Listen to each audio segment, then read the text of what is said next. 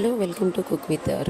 ఈరోజు chicken fry డ్రైగా ఎలా చేయాలో చూద్దాం. చాలా తక్కువ ఇంగ్రీడియంట్స్ చాలా తొందరగా టేస్టీగా ఎలా తయారు చేసుకోవాలో చూద్దాం.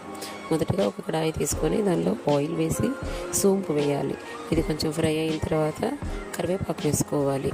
కరివేపాకు కొంచెం ఫ్రై అయిన తర్వాత శుభ్రం చేసి పెట్టుకున్న చికెన్ కూడా వేసి హై ఫ్లేమ్లో కొంచెం 2 to 3 minutes వరకు ఫ్రై చేసుకోవాలి. ఇలా ఫ్రై చేసేటప్పుడు చికెన్ కలర్ మారి దానిలో ఉండే చికెన్లో ఉండే వాటర్ అంతా బయట వస్తుంది.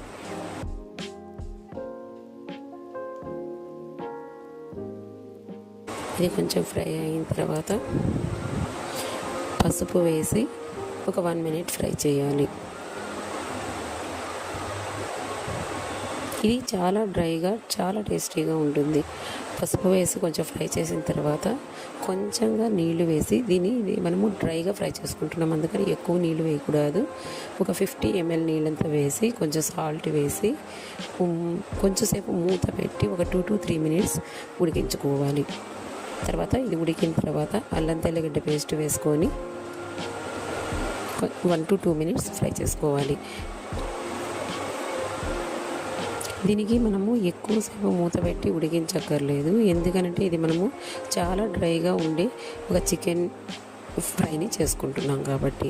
తర్వాత ఇది బాగా ఫ్రై అయిన తర్వాత కారపొడి వేసుకోవాలి. ఇక్కడ నేను కొలంబు మిలగాయ తూలని యూస్ చేశాను. అది ఎలా చేయాలో నా వీడియోలో ఉంది, మీరు చెక్ చేయవచ్చు. దీని తర్వాత చికెన్ మసాలా ఇది నేను ఇంట్లోనే తయారు చేసుకున్న చికెన్ మసాలా యూజ్ చేశాను. మీరు కావాలంటే స్టోర్ బాట్ కూడా యూజ్ చేసుకోవచ్చు. ఏ కంపెనీ చికెన్ మసాలా అయినా యూజ్ చేసుకోవచ్చు. కానీ నేను 300 to 400 grams చికెనే తీసుకున్నాను. దీనికి 2 tablespoons కొలంబో మిలగాయ తూల్ లేకపోతే కారపొడి కూడా వేసుకోవచ్చు. తర్వాత 1.5 teaspoon చికెన్ మసాలా వేశాను. తర్వాత 1.5 teaspoon మిరియాల పౌడర్ వేశాను. లాస్ట్లో ఈ చికెన్ మసాలా వేసిన తర్వాత మిరియాల పొడి వేసుకొని కరివేపాకు వేసుకొని మనకి ఎంతవరకు డ్రైగా కావాలో అంతవరకు ఫ్రై చేసుకొని తీసుకొని సర్వ్ చేసుకోవాలి. ఇది రసం, పప్పు వీటన్నిటికీ చాలా బాగుంటుంది. టేస్టీగా సైడ్ డిష్ చాలా బాగుంటుంది. చూడండి, ఈ డ్రైగా ఉండే చికెన్ ఫ్రైని మనం ఎంత ఈజీగా ఇంట్లో తయారు చేసుకున్నాము. ఒకసారి చేసి చూడండి, దీని టేస్ట్ మీరే ఫిదా అయిపోతారు. ఎంతైనా home made is the best.